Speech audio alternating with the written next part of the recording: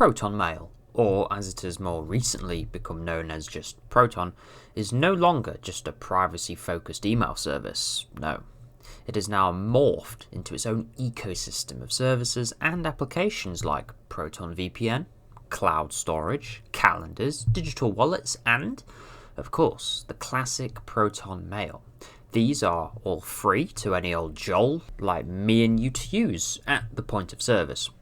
But that's the key to this whole debacle.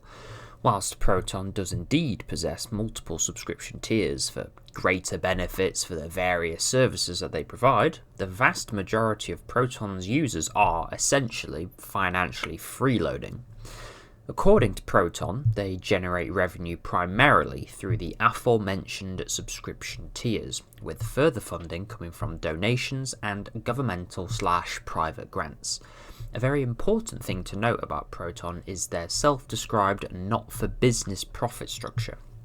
According to their website, and quote, "Proton exists to serve the world. We do not have venture capital investors, and our non-profit structure requires us to permanently put people before profits while protecting against takeover attempts.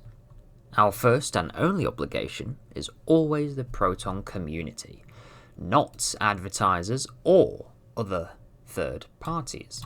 We do not compromise your trust by selling your data and never will. We are committed to fighting for privacy and freedom online and will always stand up to defend an internet that serves the interests of all people." Now you got a lovely TED talk here to reinforce their point. Lovely.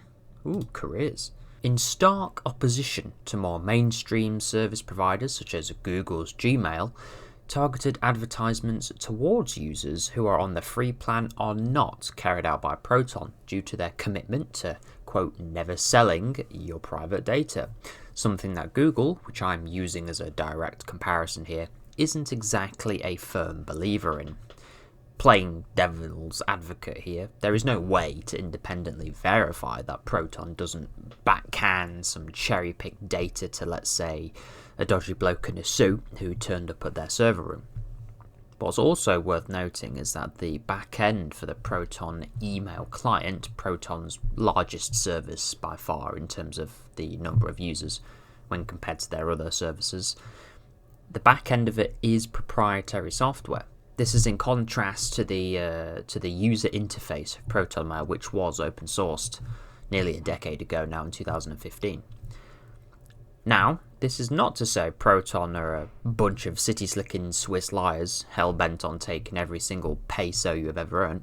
Far from it.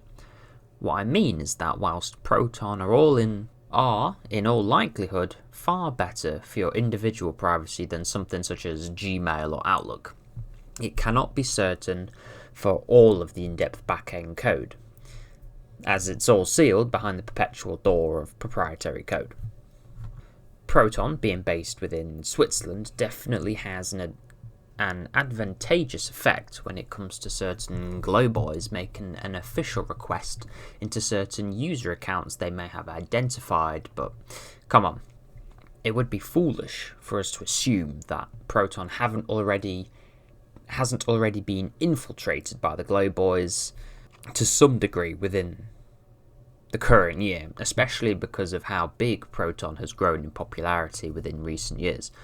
I can't imagine for example, a US-based governmental organisation that glows as much as the three-letter agencies would be happy leaving Proton users to their encrypted communications without there being some way in which, if they wanted to, specifically target someone they identified to be of interest.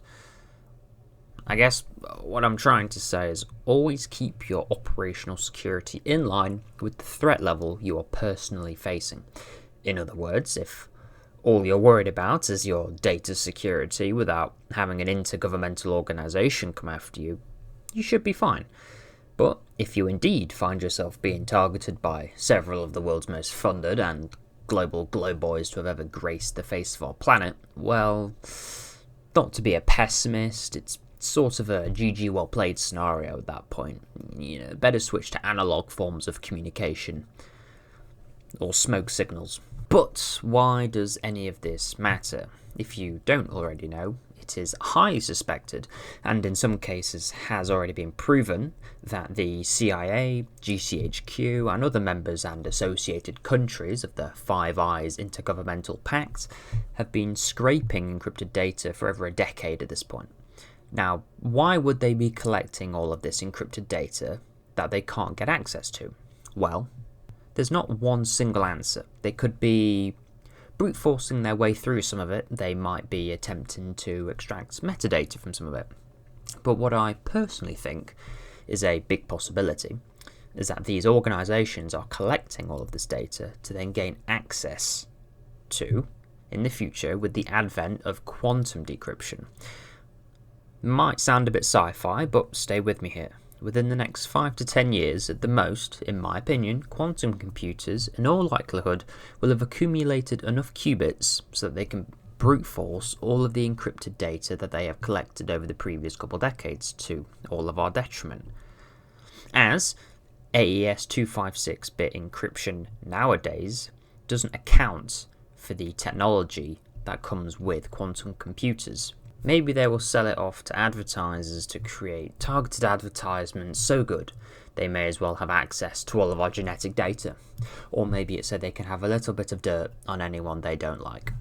Sort of a show me the man, I'll show you the crime kind of scenario. Is this view a bit too pessimistic? I don't think so, but let me know what you think.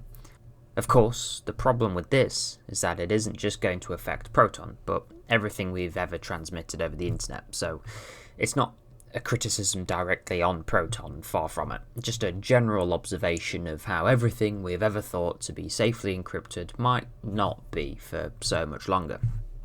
Now, there is development that aims to create quantum encryption, but I have a walnut-sized brain, so I'm not going to talk about quantum encryption.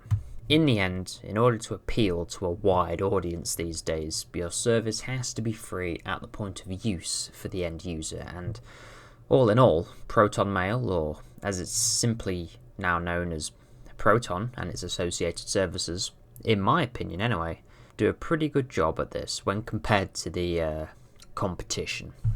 What do you think about this topic? Should we all be using Gorilla Mail and swapping email addresses every hour to eliminate our digital footprint?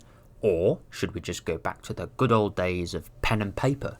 Let me know in the comments. Make sure to like the video if you enjoyed my ranting about abstract digital concepts and tinfoil hat theories, and I'll be sure to make another one soon.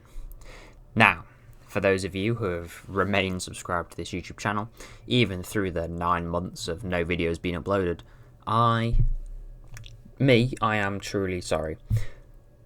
But I also thank you for continuing to allow my channel to occupy a slot in your subscription box. I think right now we have 806 subscribers, so not too shabby, and I'm giving it until December to crack 1,000. That's what I'm aiming for, so if you can help me with that, please click subscribe. There will be more videos coming out that will be a lot less ranty than this video. It's just because this is the first one. You've got to get back into the swing of things, but more videos will follow. That I can promise. Thank you guys for watching. I will see you in my next video.